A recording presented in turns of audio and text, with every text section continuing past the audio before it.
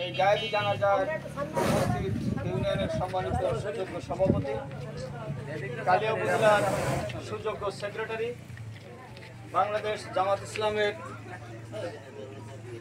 কর্মী ভাইয়েরা এবং আশেপাশে যারা আছেন সকলের প্রতি আন্তরিক সালাম। আসসালামু আলাইকুম।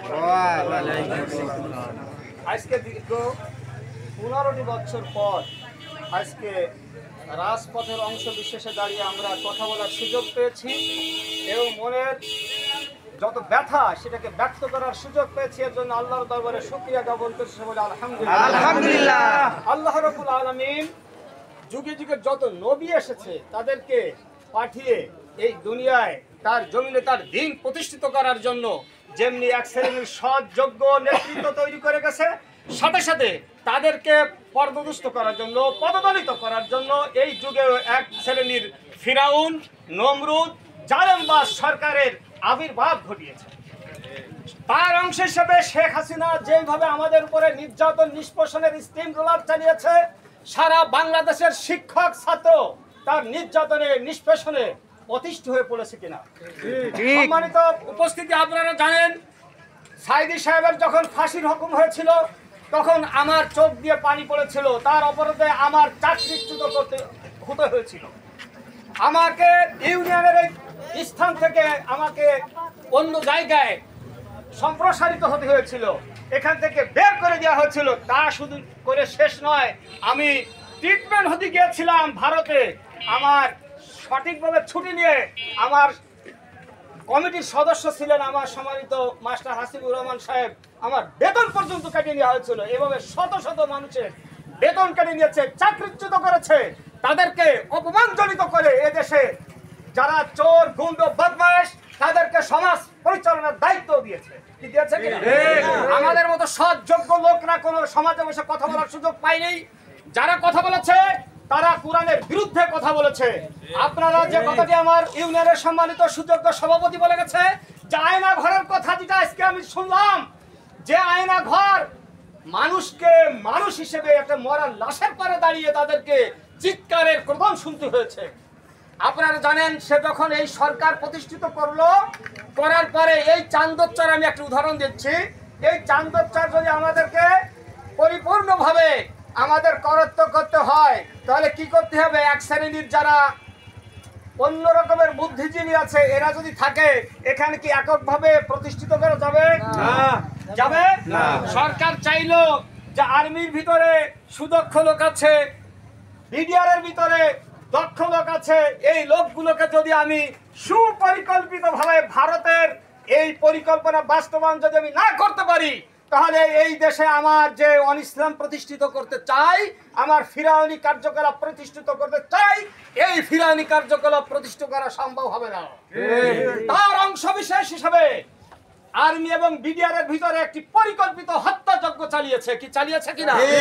একসাথে 56 জন অফিসারকে দেশের থেকে নৃশংসভাবে হত্যা করা হয়েছে। 57 জন। তাহলে এরা কি চায়? চাইছে আজকে যে সেনা প্রধান হয়েছে, এই সেনা প্রধান যদি সৎ এবং যোগ্য লোক হতো, তাহলে এই সেনা প্রধান কি শেখ হাসিনাকে এই দেশ থেকে পার করে যেতে যেত না? কি বলেন, যেত না?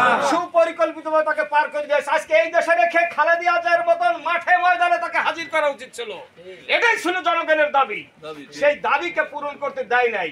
সুতরাং আমরা যে সংস্কারের দাবি পেশ করেছে আমাদের ছাত্ররা, আমার ছেলেও যে রুমে ছিল, আমার ছেলের সহ যোদ্ধা যে সে নৃশংসভাবে হত্যা হয়েছে, শাহাদাত বরণ করেছে, আমার ছেলে সামনে আছে, সে সকল কর্মকাণ্ডকে স্বচক্ষে দেখেছে। একদিন 2000 লাশ উন্মুক্ত বিশ্ববিদ্যালয়ের ভিতরে ঢুকানো হয়েছে, অথচ সেই লাশগুলোকে এক এক জায়গা করে গুম করে রাখা হয়েছে। এক একজন মন্ত্রীর বাড়ির পাশে 7-8 জন লাশ উদ্ধার করা হয়েছে, সংসদ ভবনের পাশে লাশ উদ্ধার করা হয়েছে, গণকবরকে উদ্ধার করা হয়েছে কিনা আপনারা দেখছেন? আজকে সাংবাদিকরা কি কথা বলছে? সাংবাদিকরা কথা বলছে আমাদের কথা বলার বাকশক্তি ছিল না। জামাত ইসলামী বাংলাদেশ ইসলামী ছাত্র শিবির সম্পর্কে যে সমস্ত কুলাঙ্গারা মিথ্যা প্রচার করে তাদেরকে বুঝিয়ে দিতে হবে বাংলাদেশ জামাত ইসলামী এবং ইসলামী ছাত্র শিবির কিসের রাজনীতি করে, তাদের আদর্শ কি, তাদের চরিত্র কি, এইটা বুঝিয়ে দেওয়ার প্রতিটি মানুষের কাছে আমাদের দাওয়াত পৌঁছে দিতে হবে। সাথে সাথে আমরা এই সন্তান, যে সমস্ত সন্তানেরা মারা গেছে, এদের জন্য আমরা দোয়া করব যেন আল্লাহ রাব্বুল আলামিন তাদেরকে জান্নাতুল ফেরদাউস নসিব করেন এবং তাদের মৃত্যুকে যেন শহীদি মৃত্যু হিসাবে গণ্য করে নেন। এজন্য আমরা তাদের কাছে দোয়া করব, তারা তাদের জীবন দিয়ে আমাদেরকে একটা স্বাধীন, আজকে আমরা এখানে কথা বলার আপনারা তো সবাই সাক্ষী। ছিল কি তাদের শুধু একটি প্রতিবাদের ভাষায় কথা বলতে গিয়েছিল? এটি কি অধিকার নেই একজন মানুষের? অবশ্যই নিরপরাধ মানুষকে ফাঁসি দেওয়া হচ্ছে, সে কথা বলতে একটু প্রতিবাদ করবে, নারায়ণ করে আল্লাহু আকবার একটু বলবে, যেই ফাঁসি মানে না মানে এই কথা বলার অধিকার কি নেই জনগণের?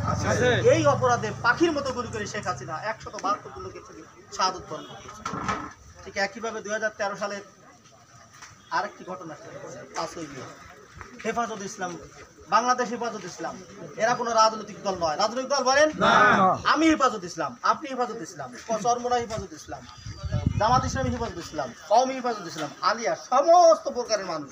ওখানে আমেরিকার লোক কিছু ছিল প্রথম, পরে যে ওরা সাইড হয়েছে, সমস্ত প্রকার আমার জনতা ছিল হেফাজত ইসলাম। এই হেফাজত ইসলামকে 5ই মে এক রাত্রে হাজার হাজার লোককে শাহাদত বরণ করা হয়েছে। ঠিক না বলেন? পাখির মতো গুলি করা হয়েছিল। সেদিনকেই যদি আপনার দিগন্ত টিভি খোলা থাকতো, সেদিনকে যদি ইসলামী টিভি খোলা থাকতো, সেদিনকে বন্ধ করে দেওয়া হয় তাদের সম্প্রচার। কেন বন্ধ করে দেওয়া হয়েছে? তাদের কাছে ভিডিও ফুটেজ ছিল, এই জন্য সেদিন ইসলামী টিভি এবং দিগন্ত টিভিকে বন্ধ করে দেওয়া হয়। গলা টিপে ধরা হয় সেদিন সাংবাদিকদের। কেন? 18 তারিখ থেকে ক্লিন অপারেশন শুরু করে 23 তারিখ পর্যন্ত অবলিত অসংখ্য মানুষ, অসংখ্য ছাত্র, মানুষ নয় মানুষ বলবেন না, অসংখ্য মেধাবী ছাত্র, অসংখ্য মেধাবী ছাত্রদেরকে হত্যা করা হয়েছে। সাধারণ মানুষ নয় তারা, অসংখ্য মেধাবী ছাত্র, এক একটা সম্পদ।